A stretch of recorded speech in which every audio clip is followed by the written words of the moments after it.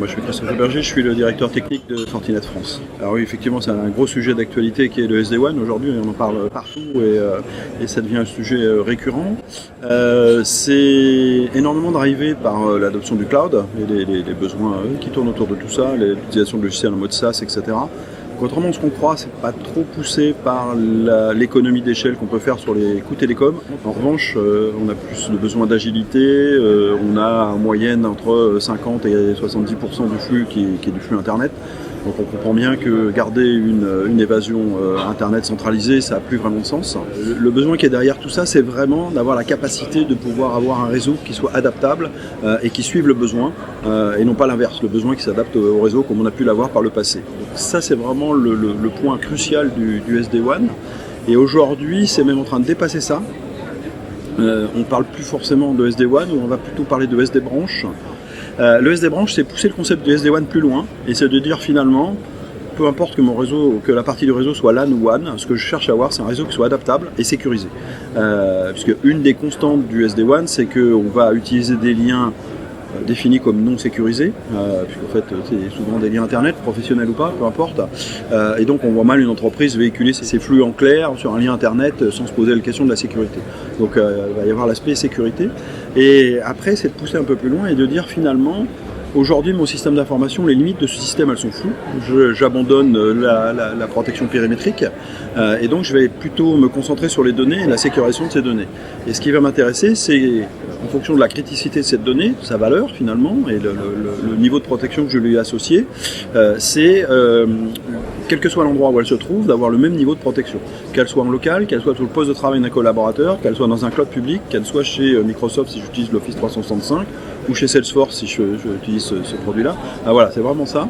Et donc de pouvoir finalement déployer la sécurité partout et de pouvoir avoir un réseau adaptable partout.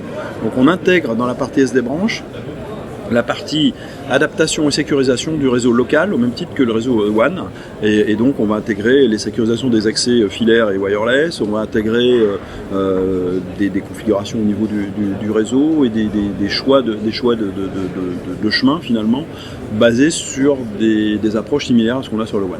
Donc c'est important d'avoir l'intelligence locale, mais de pouvoir centraliser cette administration. Après, on peut très bien déléguer une partie de l'administration à chacun des sites à travers un outil de gestion centrale, mais l'idée c'est de pouvoir avoir quelque chose qui soit à la fois centralisé et automatisé au maximum, de manière à pouvoir libérer les administrateurs des tâches fastidieuses. En fait. On parle de zero touch déploiement, de pouvoir déployer les machines sans compétences et sans intervention locale. Donc effectivement, on a un système basé sur un service cloud, on va déployer l'équipement, il va suffire de le brancher, l'équipement se connecte à un cloud, récupère un certain nombre d'informations de base qui va lui permettre de se connecter sur le manager qui lui va descendre la configuration finale au niveau de la sécurité et du SD-WAN.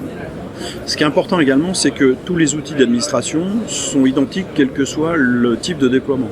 Appliance en mode physique, en mode virtuel chez un fournisseur de services X ou Y, on est exactement, ça s'administre exactement de la même manière et les politiques de sécurité sont les mêmes. Donc là encore, on va se concentrer sur la donnée et le niveau de sécurité que je veux déployer, pas la manière technique dont ça va se faire au final.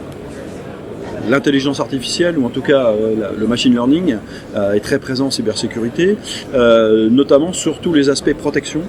Aujourd'hui, 95% des malwares qui vont exister n'existaient pas hier et n'existeront pas demain. Donc on voit que c'est quelque chose qui est extrêmement mouvant. Une des solutions pour adresser cette problématique, c'est de ne pas baser les protections sur de la signature, mais sur du comportemental.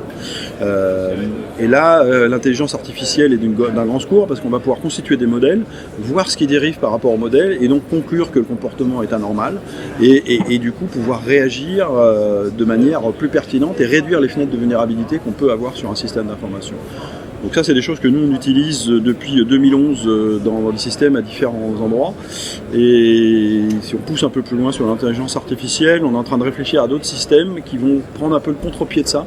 C'est-à-dire que plutôt de modéliser les comportements normaux, on va modéliser les attaques pour pouvoir les prévenir plutôt que de réagir. avec ces systèmes-là, on peut mettre 2 ou 3 versions différentes d'applications en ligne le même jour. Et donc effectivement, en termes de sécurité, les applications ne sont pas les mêmes parce qu'on n'a pas eu forcément le temps de tout tester. On n'a pas forcément regardé tous les aspects et ça pose une problématique. Dans un monde où l'aspect régulation est de plus en plus important, je pense à RGPD, directive NIS, toutes ces choses-là, où on est très sensibilisé aux données personnelles, ce qui est normal, et du coup, effectivement, ça peut poser problème. Donc il est important d'intégrer de la sécurité dans ces modes de déploiement en container, mais surtout de l'automatiser, c'est-à-dire qu'il faut que ça puisse se déployer automatiquement au fur et à mesure qu'on déploie les applications. Merci.